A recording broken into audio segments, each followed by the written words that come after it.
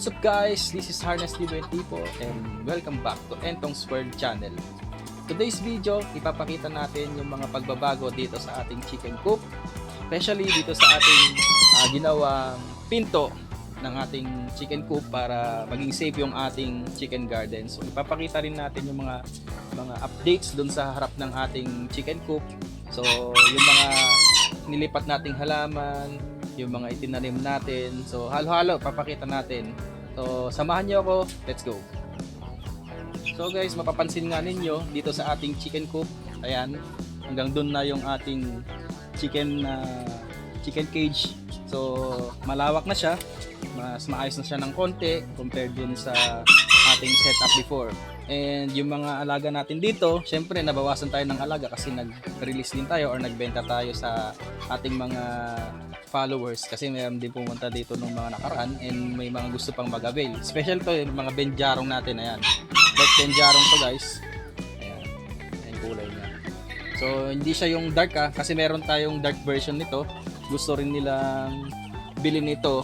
So sabi nga natin, hindi muna natin i-release kasi kailangan din natin yung lahi niya. Especially itong mga ganito, ayan. Bangri line, yung isa sa mga judge ng Thailand Chabo from Thailand. So linyahan niya to. Ayan. Oops, di masyadong kita. Mamaya papakita natin yung actual na itsura niya para makita ninyo yung naging improvement nitong manok na to. Pakita na nga natin yung mga nangyari dito sa ating chicken garden. So yung mga itinanim natin dyan na grass, mga halaman, lahat yun tinatry nating i-revive yung ating chicken garden. Di ba nga gaya nung nabanggit ko sa ating last vlog, inubos na nung mga alaga nating manok yung mga tanim natin dito. So ngayon, unti-unti i-develop natin ulit para mas maging maganda yung ating chicken garden. And syempre mas magandang magkaroon ng mga visitors kapag ganun yung ating area. Malinis and maganda yung mga plants natin dyan. So unti-unti kukumpletuhin natin ulit yan. And guys, ito nga rin pala yung hawak natin na dark benja sa mga hindi nakakalam. Para magkaroon na rin kayo ng idea. Yan siya guys. So, yan. Ang nangyari lang dito guys, nung nakarang araw, hindi natin napansin na nag-aaway na pala sila nung isang kak. So ayan o. Ayan. Duguan yung mukha niya. Pero tuyo naman na. And ang gagawin natin, next time, iwasan natin yung ganun. Kasi nga, pag meron kayong mga square pen na ibinababa nyo yung mga alaga nyong manok, kailangan talaga medyo malayo yung distansya and hindi nila kayang itulak yung square pen kasi ang nangyayari, yan, tulad dyan, nagbubugbugan sila. So, ngayon okay naman na sila parehas. Naka-boxing niya lang yung ating silver birchen. So, ayan yung ating, ayan o, ang pogi ng tail. Ayan, parang pamaypayo. Medyo ano nga lang siya, medyo tawag dito, nabaluktot ng konti mga sickles niya. Kasi yung ating breeding pen, syempre pag natutulog yung mga yan sa gabi, sumasayad yung kanyang pinaka-sickles dun sa kulungan, kaya nagaganyan. Pero pag pinaliguan natin, babalik yan sa dati na straight. Yun guys, oh, parang pamaypay. Oh. Yung ating chicken garden, yung binabanggit nga natin last vlog, na gagawin natin itong ating chicken coop, nalalagyan natin ng pinto. So ayan na, andito tayo sa loob, lalabas tayo. Ayan. Para safe yung ating mga tanim. So ito nga yung kinalbo ng ating mga alaga nung nandun tayo sa Manila. And gayon, nagtanim na tayo ng mga pamalit dun sa mga inubos nilang fraggrass kasi nga napaka-importante dito sa ating garden ng fraggrass. Ito yung magsisilbing palamuti rito. So ayan, dito meron pa tayong mga tinanim. Safe na safe ng mga halaman natin. And dito sa left side, so ayan, yung ating mosquito plant, dinirekta na natin itanim dun sa lupa para mas gumanda yung kanyang mga dahon, magkaroon ng maraming sanga kasi kapag nandyan lang siya sa mga pot na ganyan, hindi siya gaanong lalaki. So unlike dito, direkta na sa lupa. Hintayin na lang natin siyang tumaas. Dahil may nakita akong ganito guys, ang ganda rin talaga nung mosquito plant nila. Sobrang, siguro mga lampas sa akin, mga nasa 5, 10 or 6 feet yung height. So napakaganda, tapos tinitrim nila. Maganda siyang decoration. And ito guys, pakita pa natin tong ating isang halaman niya. Ito guys, Ito mga halaman na to gumagapang lang sa lupa. Pero actually tanim din sa mga garden. So naisipan ng nanay ko na itanim before dito. And tignan niyo yung result ngayon, no? Na ano na siya, malago. Tapos tinriman ko na rin yan. Medyo ginagawa kong bilog yung shape para mas magandang tignan. And dito namang katabi niya, yan yung mga Vietnam rose na nireplant natin kasi nga 'di ba inubos ng mga alaga nating manok. So dito, safe na sila ngayon. Mag-iisip na lang tayo ng mga idadagdag natin yan sa ating mga paso na tanim. And dito sa right side naman guys, meron pa tayong mga tanim dito, yung epicea, yan, nag-transplant tayo. Epicea, yung spider plant, tapos yung ating project na Vietnam rose. So nagtatry tayong mag-bonsai. Pero hindi ito gaya yung bonsai na nandun sa Vietnam kasi sila magagaling talaga sila sa mga ganito eh.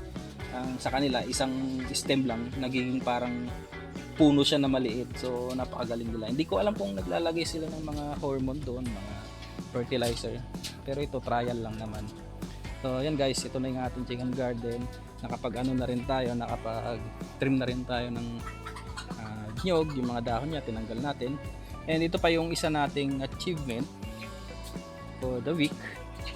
Ayan, yung mga yero natin na luma, pinapinturahan na natin dun sa bata kasi siya magaan, hindi na siya hindi na siya lulubog. So kanina pinarush natin ito.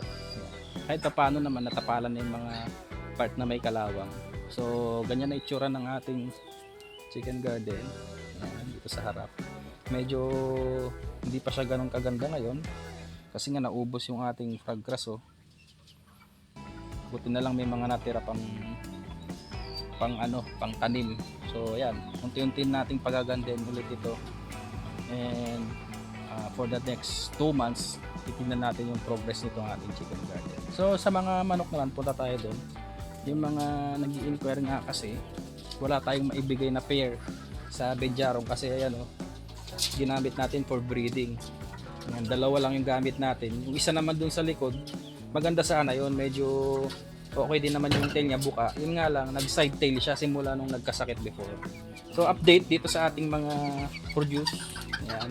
Ito, binibili na rin sa atin kaso nga lang, sabi ko talaga, project ito. Kumbaga, gusto kong makapag-produce ng ibang kulay. So, tinatry ko kasing i-cross sa ibang color yung mga pure Thailand ko. So, ayan yung mga resulta. Sa tail, okay naman yung tail nila. Ayan. Buka naman. Sa katawan, short body. Ayan, short body naman siya.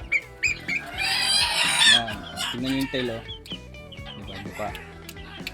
Yun kasi yung mga characteristics na gusto nating ma-achieve ng ating mga chabo dito. So unti-unti nag-upgrade tayo. Yung mga black mottled natin, yung mga Thai blood, 'di ba, medyo tikom yung kanilang tail. Pero try natin yang i-cross sa mga pure Thailand kasi nga gusto nating ma-achieve din yung gaya sa iba na kapag nagbe-breed sila ng mga chabo. So pina-project din nila. Sa Thailand ganun din naman guys Nagpa-project din sila doon. So hindi naman porket sinabi mong Thailand, marami nang magaganda dong manok. Hindi. Selection din yun guys.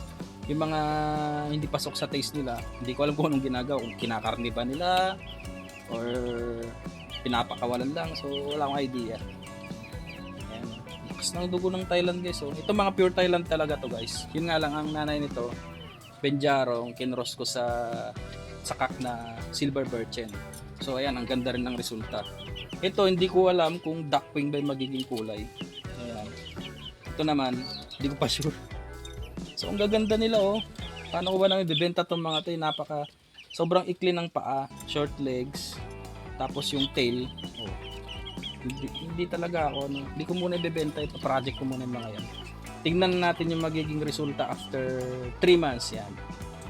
Kasi nasa 1 month na siguro ito mahigit. Sayang nga lang yung black before na binread natin. Yun yung hinihintay natin yung black na na-produce natin. Biglang nadaganan nila. So sayang. Next.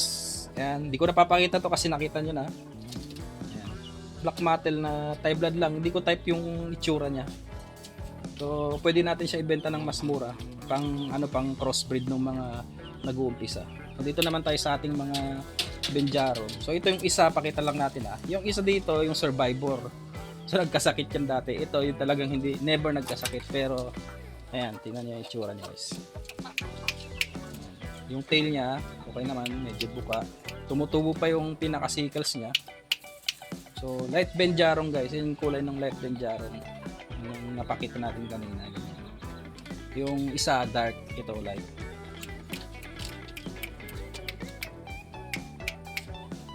Tapos dito sa kabila, yung kapatid niya. Ito binibili na nga sa atin 'to kaso nga lang parang ayoko pang ibenta. Guys, yung ganda Tingnan niyo naman. Yung naka-sword tail talaga siya. Hindi pa 'to naglugon Pag naglugon na 'to, hindi ko na lang alam kung anong magiging itsura pero gaganda pa 'yan. Ayan Medyo duwag pa siya guys. Yung sa niya, sa may bandang batok, tignan niyo. Pansinin niyo yung batok niya. Maangat pa. So hindi pa siya ganoon kaastig. Pero after 2 months, kapag na-improve pa natin yan, lalong gaganda yan guys. Ayan, iba dito, ayan, yung white na nakawala, kinulong na rin natin kasi bumabagal yung paglaki niya mas maganda yung nakakulong. Ito naman yung ating black mattel. So, oops! Tingnan nyo, ang tapang Pag nagugulat sila ganyan.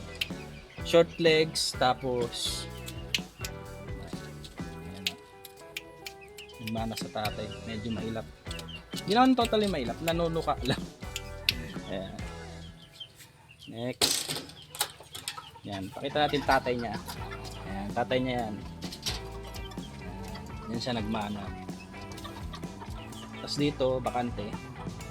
Hintayin natin yung yung pure white natin na darating niyan. Galing kay Sir Kevin. So ito pa iba Medyo madilim. Lagyan natin flash. Kasi hapon na tayo nag-video hen natin, tapos mga black mattel na ito pang hen. Sa mga gustong mag-avail, meron tayong available na mga black mattel hen. So mas mura siya ng konti compare sa mga, actually hindi konti, mas mura talaga siya compare sa mga pure Thailand, pero pwede nyo siyang pang cross sa pure Thailand. Yun nga rin yung sinabi sa atin din ng mga naunang breeders, pwede mo siyang i-cross para bumuka din yung tail. Meron pa yung mga sipon, gagamutin natin yan guys. Yun din ang problem natin dito, yung mga sipon yung iba Yung cochin ball natin. Ayan. Tapos last na papakita natin kasi babalik na naman tayo ng Manila niyan. Ito yung luma natin kulungan. Nilagyan natin ng binarnisan natin. Kaso nga lang parang hindi maganda yung naging resulta Kahit ng kulay, medyo madumi yung kulay ng pagkakapintura natin. Or yung pagkaka-varnish. Pero okay na yan. Basta protected yung yung plywood. Yun lang naman mahalaga sa atin. Siyempre, kung kukumpara nyo yung itsura ito doon sa pinagawa natin, mas maganda talaga to kasi pricing nga naman. Kita ko pa yung mga ibang alaga natin kasi nung last vlog natin, hindi natin sila napakita yung mga DB. So si Airpat yung taga-alaga doon. Dito tayo sa likod. So yan yung ito yung lumang kulungan ng ating mga rabbit. Tapos yung kulungan ng kambing natin. May kambing pa naman doon, 5 piraso ng upgraded. So makalat na. Kasi hindi naman tayo nakapaglinis dito, nakapokus muna tayo dun sa ating chicken coop. So ayun chicken coop natin, nakikita rito. Ayan, mga alaga nating kambing. Yung lulusog nila upgraded lang yung mga yan upgraded. Ito anak na ng pure native pero ang gaganda. Itong dalawa rito, ayan. Lalaki babae, ka-birthday ko nga yan So wala silang sungay. Hindi sila na dehorn pero talagang nasa lahi walang sungay. Ito pa yung dati yung anak ni Tenga. So ayan. Next dito tayo sa kulungan ng mga Muscovy ducks. So, pasok tayo. Ayan, pasok natin, makikita natin yung mga Muscovy ducks. Yung iba dito, ang lalaki guys. Talagang sagana sila sa pagkain. Pero pag nangitlog, grabe talaga. Isang barako natin. Ang laki niya. Yung pinaka-senior dito, senior barako. Ito, senior barako, tsaka yung isa, yung katabi niyang black. Nagre-range yung mga yan ng 7 kilo isa guys. So, baka hindi kayo maniwala. Basta mabigat yung mga yan. Tapos yung mga hen natin, yan magaganda pa rin yung mga yan.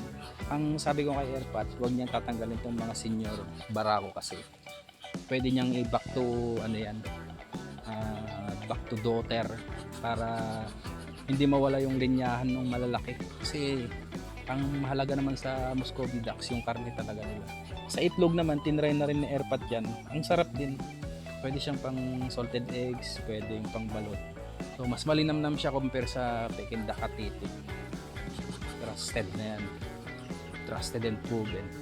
Ayan, dito naman sa sa kulungan ng mga binatilyo. Ayan. Lalaki rin ng mga yan, guys. Nung mga nakarang araw nag-try tayo ng 2 piraso. Pinadobo natin. Napakasarap. Sa mga gusto palang mag-avail ng ganitong Muscovy ducks, pwede kayong magpa-reserve ng ducklings, or pwede rin naman dito bentan kayo ni Airpat. Basta PM nyo lang ako sa aking Facebook page, Entong's World Farm. So doon lang tayo mag-usap. Tapos kung sure na bibili kayo, for pick up lang kasi wala namang maghatid nitong mga mga bibi. Mas maganda for pick up para makita nyo ng personal, hindi kayo hindi kayo magsisisi kapag dumating yung alaga nyo. At least na check nyo ng personal. And wala naman kayong pagsisisihan dito kasi quality naman itong mga to. Ang laki ng mga yan, no? Nung isang araw na tayo, nagkarne tayo ng 2 piraso. Yung isang hen, nagre-range siya ng 3 kilo pataas. So ganun siya kabigat. Mga bata pa itong mga to. Pero grabe. Bale, yan lang muna ang ating video for today. Sa mga subscribers natin dyan, kita-kita ulit tayo next time. And sa mga bago dyan, mag-subscribe na rin kayo dito sa ating channel para updated kayo dun sa ating mga alaga. So, kung gusto nyo mag-avail, PM nyo lang ako sa aking Facebook page. Pero, ang masasabi ko lang, sa ngayon, medyo konti pa yung ating pwedeng i-release. Sa mga bantam, medyo konti pa. Tapos sa mga bibi naman, saktuhan lang din kung gusto yung bumili, basta PM lang kayo, guys. Hindi naman ganun kamahal yung bentahan natin sa mga bibi kasi nga dito lang sa mga backyard lang, pero per kilo na lang para patas. See you next vlog. Ingat po lagi, God bless, and happy farming. Bye.